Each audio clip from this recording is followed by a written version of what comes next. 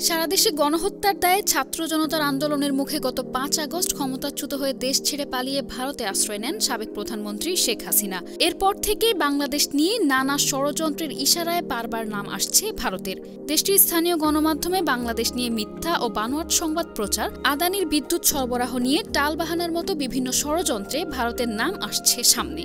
তবে এবার অভ্যন্তরীণভাবে নয়, আন্তর্জাতিক পর্যায়েও বাংলাদেশের বিরুদ্ধে নতুন এক ষড়যন্ত্রের অভিযোগে উঠে এসেছে আবারও ভারতের নাম।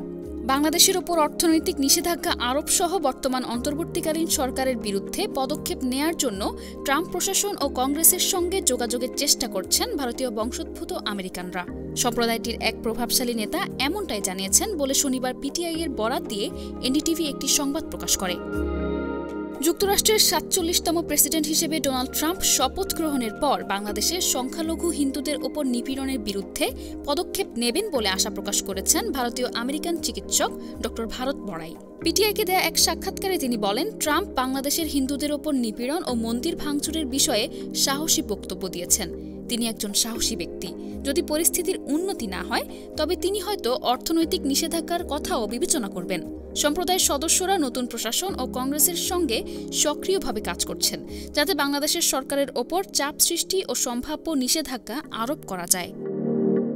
তিনি আরও বলেন, তাদের পোশাক রপ্তানি যা তাদের ব্যবসার ৮০% যোগায় যদি বন্ধ হয়ে যায় তাহলে বাংলাদেশের মানুষ কি খাবে। বড়াই অভিযোগ করেন, ড মোহাম্মদ ইউনূসের নেতৃত্বে বাংলাদেশের তত্ত্বাবধায়ক সরকার মূলত সামরিক বাহিনী দ্বারা পরিচালিত। তিনি বলেন, আসলে দেশের নিয়ন্ত্রণ সামরিক বাহিনীর হাতে।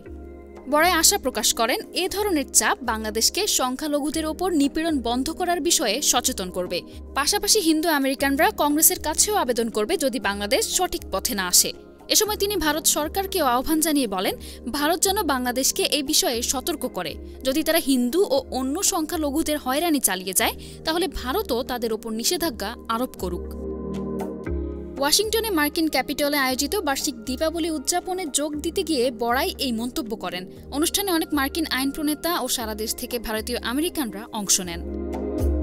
ড বড়াই বিভিন্ন ভিত্তিহীন অভিযোগ তুলে ধরে আরও বলেন, বাংলাদেশে গণতান্ত্রিকভাবে নির্বাচিত সরকার উৎখাতের পেছনে বিদেশি হস্তক্ষেপ নিয়ে অনেক আলোচনা করছেন।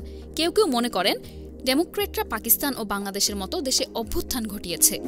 এর আগে ৫ নভেম্বর মার্কিন জাতীয় নির্বাচনের কয়েকদিন আগে দেয়া এক বিবৃতিতে ট্রাম্প বাংলাদেশের সহিংসতায় আক্রান্ত হিন্দুদের ওপর হামলার অভিযোগ এনে এর তীব্র নিন্দা জানান।